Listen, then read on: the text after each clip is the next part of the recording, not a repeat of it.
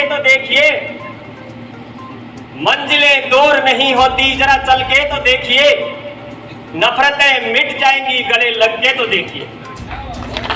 हमारे बीच में शिक्षाविद श्रीमान रामपाल सिंह जी शेखावत साहब हैं। मैं उनसे अनुरोध करूंगा कि वो मंच पर आए और आज के इस कार्यक्रम पर अपना उद्बोधन दें। रामपाल सिंह जी शेखावत।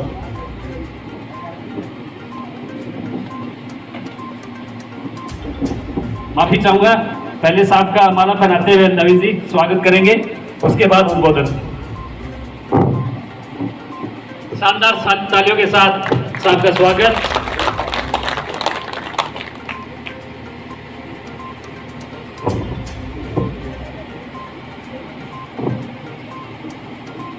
मां भवानी को नमन करते हुए वीर शिरोमणि महाराणा प्रताप को सत नमन करता हूँ। साथ ही मंच पे विराजमान मैं सभी से परिचित तो नहीं हूँ, मैं सभी को धन्यवाद और नमन करता हूँ।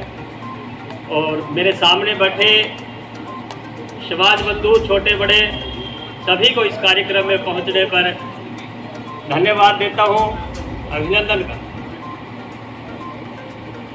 मैं आप लोगों से दो चार बातें, बहुत बातें आपको बताई हैं हमारे विद्वान साथियों ने। मैं आपको कुछ ऐसी बातें बताऊंगा एक दो जिनको मैंने प्रत्यक्ष रूप से देखा है या मैंने सहन किया। शायद आप लोगों को किसी को बुरी लगे तो मैं हाथ जोड़ के क्षमा चाहता हूँ कि नाम काम से होता, नाम काम से होता, काम करके तो देखिए, मंजिलें दूर नहीं होती, जरा चल के तो देखिए, नफरतें मिट जाएंगी, गले लग के तो देखिए।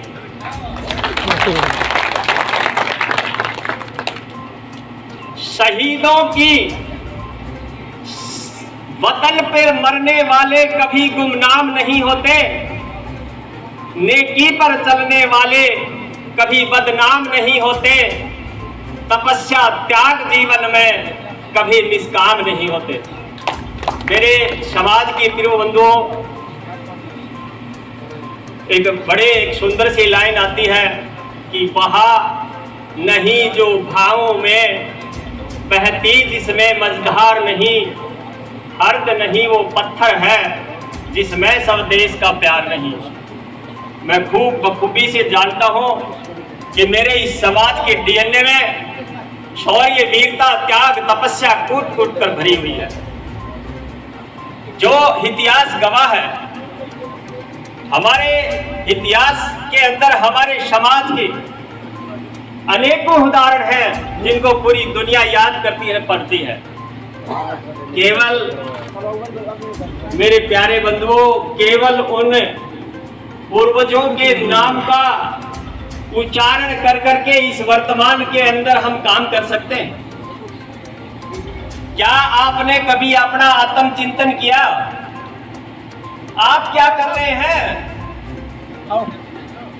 महाराणा प्रताप ने किया, और जितने भी क्षत्रिय वंश के जितने भी राजा महाराजा हुए या जितने भी समाज सेवी हुए, उन्होंने खूब किया। एक बार मैं पुनः आपसे कहता हूं कि आप अपना आत्मचिंतन करके देखिए, आपने क्या किया है? उनके नाम पर आप कितने दिन तक ऐसे काम करते रहेंगे? ऐसे आपको कोई भी किसी भी जगह पर घुसने नहीं देगा। हमारे बीच में उरिक्का पंचायत के सरपंच महोदय श्रीमान बलवीर सिंह जी शेखावत पहुंचे हैं। मैं इस मंच से उनका हार्दिक अभिनंदन एवं स्वागत करता हूं। आज हम इस जयंती के उपलक्ष्य में इकट्ठे हुए हैं, लेकिन शायद मैं सोचता हूं कि हमारा लक्ष्य और उद्देश्य कुछ और है। जैसा मैंने अभी पीछे इस मंच के माध्यम से वक्ताओं के द्वारा सुना गया, क्या साथियों, क्या मेरे समाज सेवी बंधुओं, इस प्रकार से हम ये लड़ाई लड़ सकते हैं? ईमानदारी के साथ एक बार अपना आत्मचिंतन करके देखिए कि आपके भाई के साथ में आपका भाई है या नहीं है। हकीकत यह है कि हमारा समाज नीचे से टूटा हुआ है, जिसको वहीं से संवारने की जरूरत है। ये केवल गिने चुने लोग जो समाज को जानते हैं, समाज की बातों को जानते हैं, वो लोग यहाँ पर पहुंचे। लेकिन इन लोगों के वोट से, इन लोगों के काम करने से काम नहीं चलेगा, नहीं प्रतिनिधित्व मिलेगा आपको।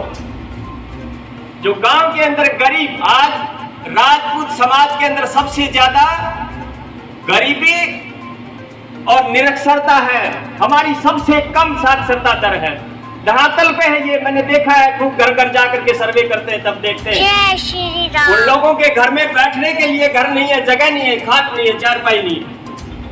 वो राजनीति के बारे में कब सोचेंगे? क्या हमारा कर्तव्य नहीं बनता? उन लोगों की मदद करें।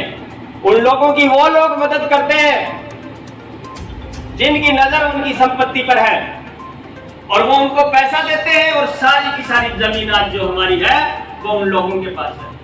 ये हकीकत है मेरे प्रिय बंधुओं। मैं आपको कोई डींगे नहीं मार रहा, मैं कोई आपको ये नहीं बताया। शुरुआत आपको जड़ से करनी होगी। मेरा छोटा सा निवेदन है, अगर आप लोगों को अच्छा लगे, स्वीकार हो, तो आप जरूर करने का प्रयत्न करिए।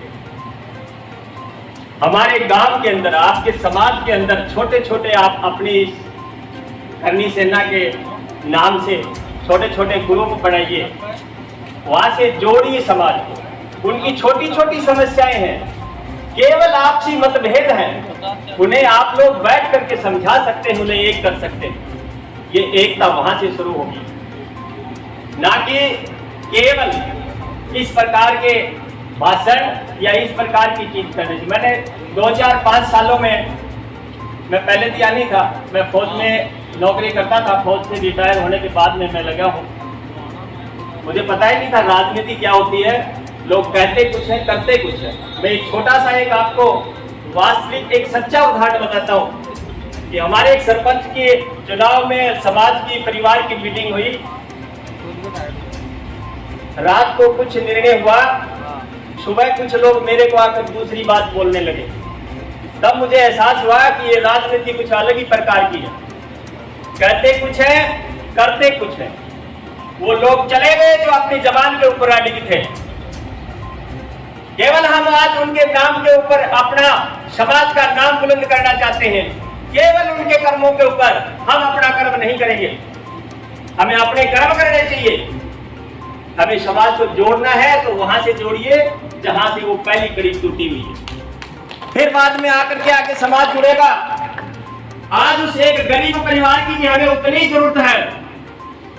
आप सब लोगों के पास उसकी मदद करने के लिए सारी चीजें, हम नहीं कहते कि आप उसकी आर्थिक मदद करिए, कम से कम उसके पास जाकर के बैठिए तो सही उसके दुख में, कि भाई आज आपके दुख में हम आपके साथ हैं। हमें पता है हमारे राजनीतिक काम नहीं होते क्योंकि हमारी पहुंच ज्यादा से ज्यादा झुंझुनू तक भी नहीं है। और जब लोग वहां पर बैठे हैं, ये हकीकत और सच्चाई है, वो मुंह मोड़ लेते हैं समाज को देख करके, क्योंकि ये तो हमारे पिछलग्गू हैं, हमारे साथ आएंगे जाएंगे, कहां नए जोड़ो। ये भी मेरा प्रत्यक्ष उदाहरण है। बैठे यहाँ पर मेरे साथ चौहान साहब, जो हमने ये चीज देखी थी ग्राउंड पे। तो मेरे प्रिय साथियों, बंधुओं, मैं आपसे यही निवेदन करना चाहता हूं कि आप कुछ त्याग करिए, कुछ सहन करिए। हम आपसी विवादों में उलझे हुए हैं। ये जमीन भी यहीं रहेगी, ये संपत्ति भी यहीं रहेगी। ये किसी समय राजा महाराजाओं के नाम से थी सारी चीजें, ये किले उनके नाम से थे, आज सारे के सारे दूसरों के नाम से हैं। आनी जानी चीज है, मत मना खुशी मत होवे दुखी, माया की आनी जानी। कर नेक कमाई हो मन चाही, मत चले बेईमानी पे, कर पाखंड मत करे घमंड तन दिन की तेरी जवानी पे, नहीं अंधेरा ना तन बेरा नजर तेरी शैतानी पे। हम खुश होते हैं, दुखी होते हैं जब माया आती और जाती है। तो मेरे प्यारे बंधुओं, इन्हीं शब्दों के साथ मैं अपने शब्दों को विराम देता हूँ। जय भवानी, जय माता।